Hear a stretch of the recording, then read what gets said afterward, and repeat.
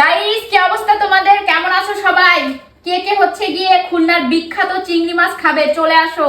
আমি মাত্র কিন্তু এই যে বাজার করে চলে আসছি। অলমোস্ট মেলা রাত হয়ে গিয়েছে, রাতের 11:30 প্লাস, মানে 12:30।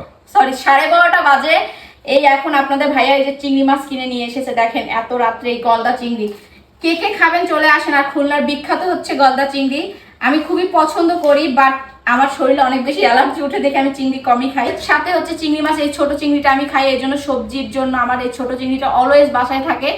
আজকে আপনাদের ভাই আরো 1 কেজি নিয়ে আসছে, অলমোস্ট আমার ফ্রিজে রয়েছে। তো এখানে মুরগিও কিনে নিয়ে আসছে। এখানে হচ্ছে ইলিশ মাছ। ভাই ইলিশ মাছের এত দাম রে ভাই, এই যে ইলিশ মাছ কিনে নিয়ে এসেছে। তো এই হচ্ছে মোটামুটি বাজার করেছে। সামনে যেহেতু আমার প্রোগ্রামের জন্য হিউজ পরিমাণে বাজার করতে হবে, আরো অনেক বাজার রয়েছে। আজকে মোটামুটি এতটুকুই করতে পারছে, কারণ বাইরে প্রচুর বৃষ্টি হচ্ছিল।